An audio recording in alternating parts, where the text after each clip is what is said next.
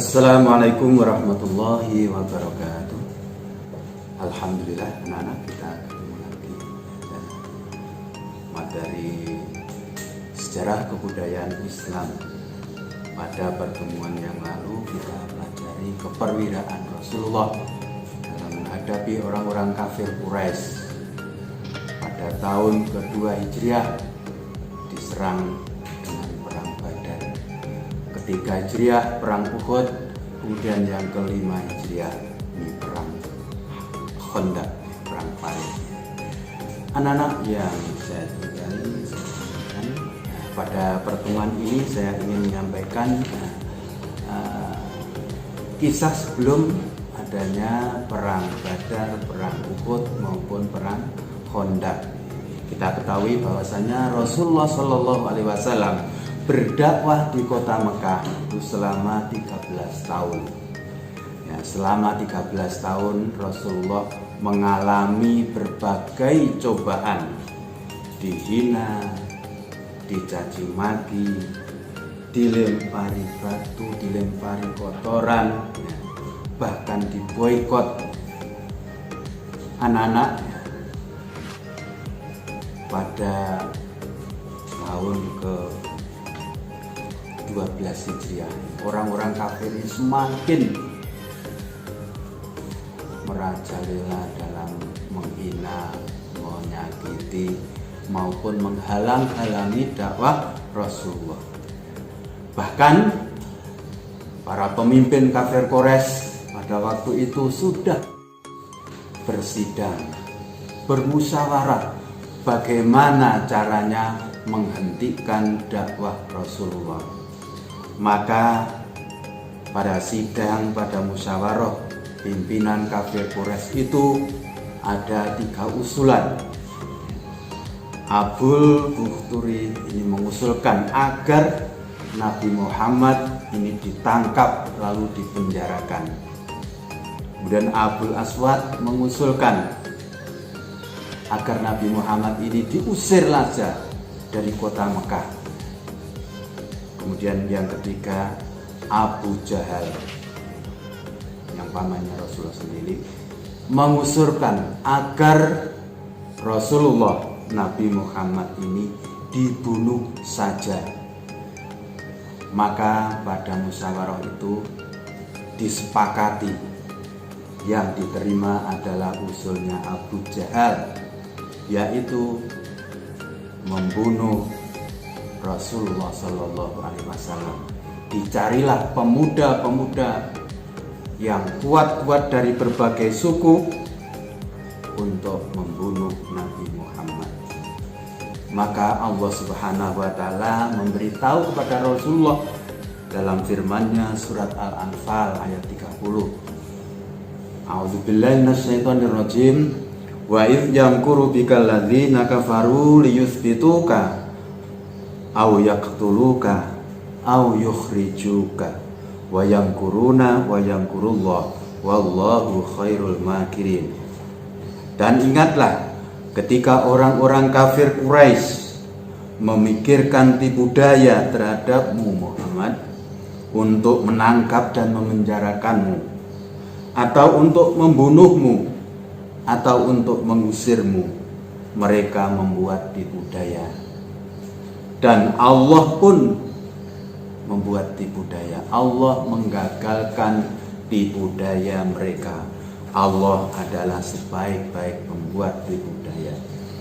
Anak-anak, ya, setelah peristiwa musyawarah yang menyepakati bahwa Rasulullah mau dibunuh, maka Rasulullah bersama sahabatnya yaitu Abu Bakar As-Siddiq ini merencanakan untuk pindah, untuk hijrah.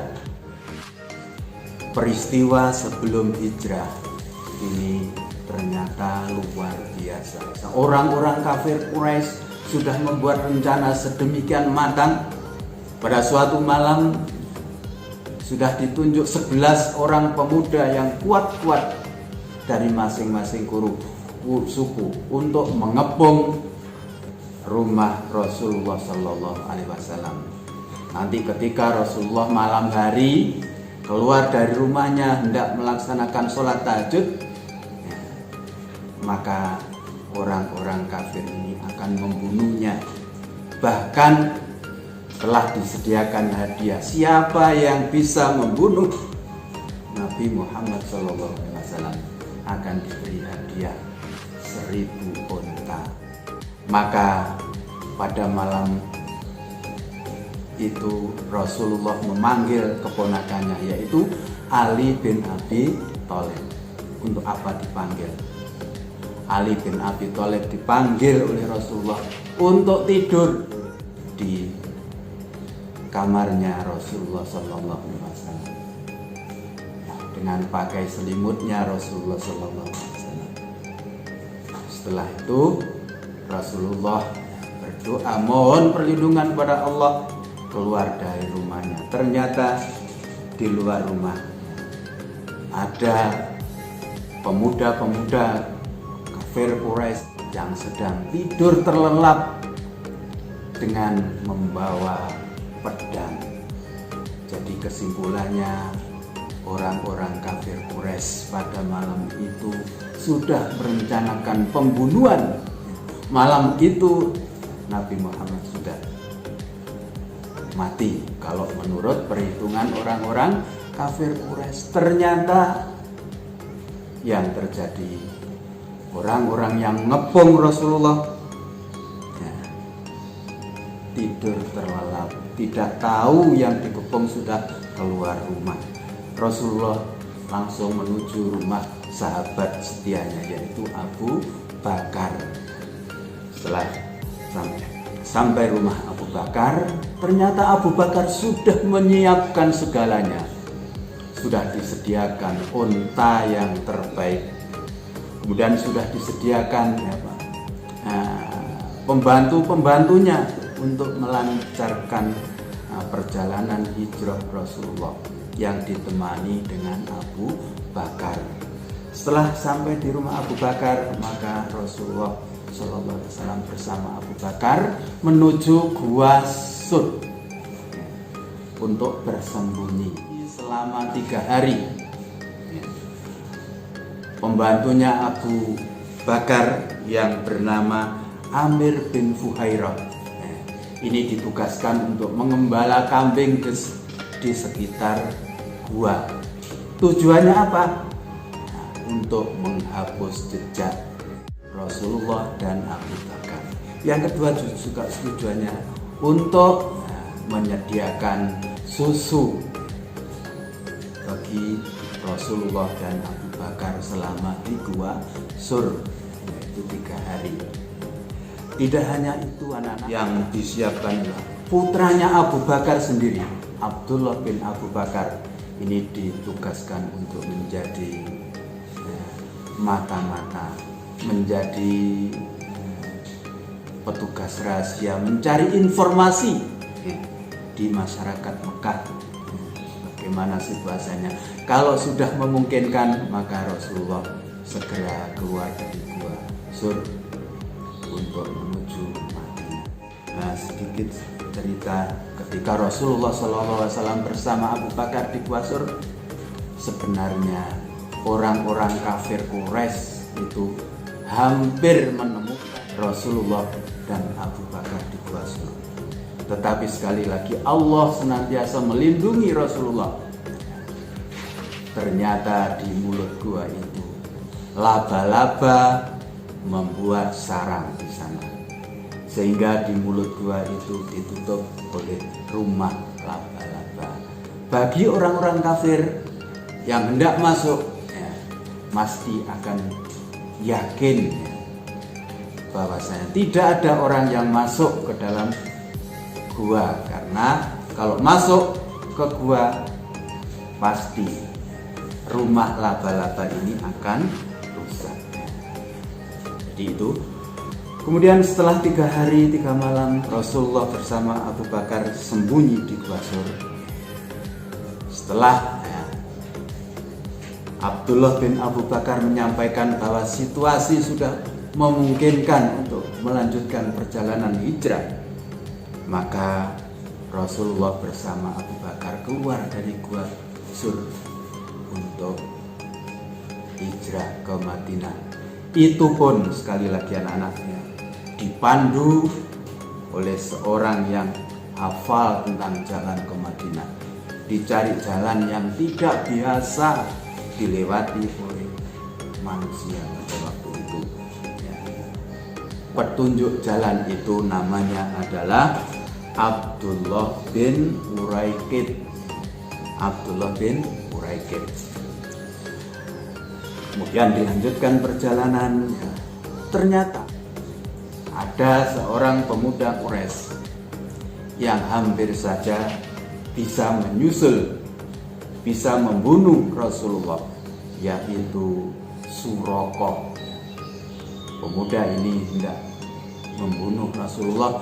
Ternyata begitu mendekati, kudanya Suraqah ini terperosok ke dalam tanah. Tanahnya kemudian jadi empuk sehingga Suraqah terjatuh. Itu pun oleh Rasulullah dihampiri, ditolong. Orang yang hendak membunuhnya ternyata ketika mendapatkan celaka, Rasulullah masih menolong pemuda yang jatuh itu. Kemudian setelah itu dilanjutkan lagi perjalanan menuju Madinah, tepatnya tanggal 2 Rabiul Awal tahun ke-13 Hijriah, atau hari Senin tanggal 20 September 623 22 Masehi. Itu Rasulullah bersama Abu Bakar sudah sampai di desa Quba. Di desa Quba ini Rasulullah istirahat selama 4 hari. Kemudian setelah 4 hari, setelahnya hari Jumat tanggal 24 September 622 Masehi, melanjutkan perjalanannya lagi ke Madinah. Di Madinah ternyata Rasulullah sudah disambut oleh penduduk Madinah dengan sukacita, disambut dengan meriah. Masing-masing orang Madinah ini menginginkan agar Rasulullah ini mau tinggal di rumahnya, royoan ditempati Rasulullah. Maka Rasulullah secara bijak menyampaikan bahwasanya beliau Rasulullah ini akan tinggal di rumah di mana untanya ini berhenti di situ. Ternyata untanya yang dinaiki oleh Rasulullah ini berhenti rumahnya Abu Ayyub Al-Ansori. Maka Rasulullah tinggal di rumahnya Abu Ayyub Al-Ansori. Di situ ada tanah yang lapang miliknya 2 orang yatim, yaitu Sahal dan Suhail. Maka Rasulullah akhirnya membangun masjid yang disebut Masjid Nabawi. Perjalanan hijrah Rasulullah Shallallahu Alaihi Wasallam ke Madinah ini penuh dengan tantangan, penuh dengan rekayasa dan tipu daya, sehingga Rasulullah bersama Abu Bakar bisa selamat sampai ke Madinah. Oleh karena itu peristiwa ini sangat penting. Maka ketika Umar bin Khattab menjabat sebagai khalifah, menetapkan hijrahnya Nabi Muhammad ke Madinah ini dijadikan tolok ukur tahun baru Hijriah, tahun barunya umat Islam, yaitu tahun Hijriah. Orang-orang kafir sudah membuat tipu daya, membuat keputusan, yaitu yang pertama menangkap Nabi Muhammad lalu memenjarakan. Yang kedua adalah membunuh Nabi Muhammad. Yang ketiga adalah mengusir Nabi Muhammad dari Mekah. Tujuannya apa? Agar Islam ini sudah habis. Ternyata Allah adalah pembuat tipu daya yang paling unggul. Oleh karena itu, walaupun menurut logika orang-orang kafir Quraisy, ya pasti bisa menghabisi Nabi Muhammad, pasti bisa menghancurkan Islam. Ternyata Allah menghendaki yang lain. Kemudian Nabi Muhammad tadi sembunyi di Gua Sur berapa hari? 3 hari. Kemudian pembantunya Abu Bakar yang ditugasi untuk gembala kambing di sekitar Gua Sur, yaitu adalah Amir bin Fuhairah. Kemudian petunjuk jalannya adalah Abdullah bin Muraikid. Sebagai mata-mata adalah putranya Abu Bakar, Abdullah bin Abu Bakar. Sampai di Kubah Rasulullah, yaitu tanggal 20 September 622 Masehi. Meninggalkan desa Kubah tanggal 24 September 622 Masehi. Kemudian tinggal yang pertama di rumahnya Abu Ayyub Al-Ansori. Kemudian Rasulullah membangun Masjid Nabawi. Itu anak-anak yang saya cintai, saya banggakan. Pertemuan kali ini kita cukupkan, kita lanjutkan pada pertemuan berikutnya. Ini kita selipkan adalah materi hijrahnya Rasulullah ke Madinah. Itu mungkin kurang lebihnya mohon maaf.